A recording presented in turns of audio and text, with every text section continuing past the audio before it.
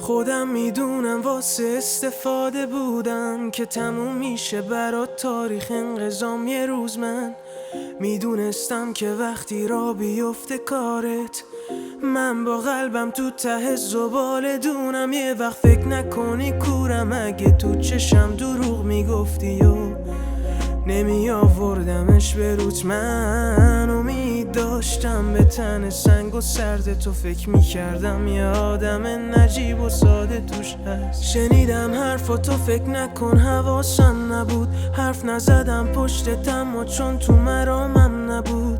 یه لحظه هم نذاشتم حتی خیس بشن چشات، با اینکه اون چشای لحظم برا من نبود. این جوابش نبود، این همه حس خوب و بردی یادت چه زود. من دلم رفت واسه اون دلی که عاشق نبود. این جوابش نبود. برو برا من نباش، من نباشم برات بهتره عذابم برات. برو هر جا رفتی خوش بگذره رفیقم برات، اگه رفیقم نبودی حتی یه بار.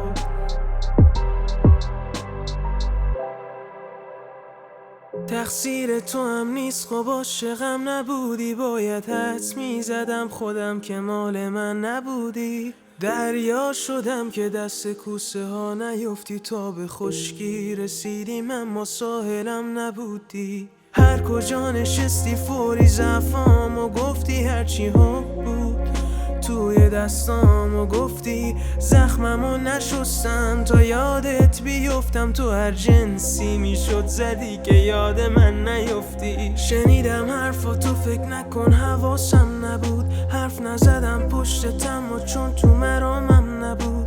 یه لحظه هم نذاشتم حتی خیس بشن چشات، با اینکه اون چشای لحظم برا من نبود. این جوابش نبود، این همه حس خوب و بردی یادت چه زود. من دلم رفت واسه اون دلی که عاشق نبود. این جوابش نبود. برو برا من نباش، من نباشم برات بهتره عذابم برات. برو هر جا رفتی خوش بگذره رفیقم برات، اگه رفیقم نبودی حتی یه بار.